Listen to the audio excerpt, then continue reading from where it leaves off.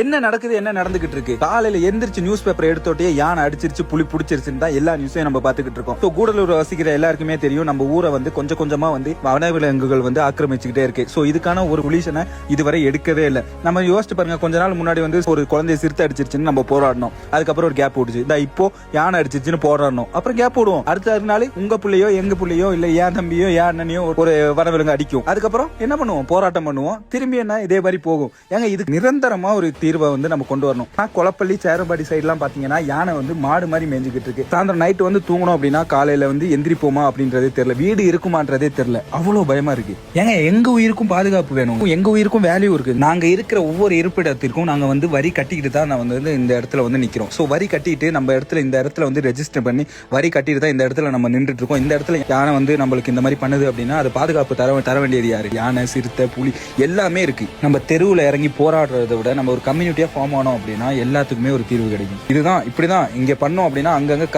கரெக்டா பிளான் பண்ணோம்னா கரெக்டா நடக்கும். இது நம்ம எதுவுமே கரெக்டா பண்றது இல்ல. யானை இன்னைக்கு அடிச்சுச்சா நாளைக்கு போராடுவோம், அடுத்த நாள் வேலைக்கு போயிடுவோம். இதனாலதான் யாருமே நம்மளை கண்டுக்க மாட்டேங்கிறாங்க. இது புரிஞ்சு அப்படின்னு வைங்களேன், நம்ம எப்போவும் வந்து எல்லாமே ரெடி ஆயிருக்கும். ஸோ முடிஞ்ச அளவுக்கு இந்த வீடியோவை ஷேர் பண்ணுங்க, நிறைய பேருக்கு தெரியட்டும், நிறைய பேர் பார்க்கட்டும்.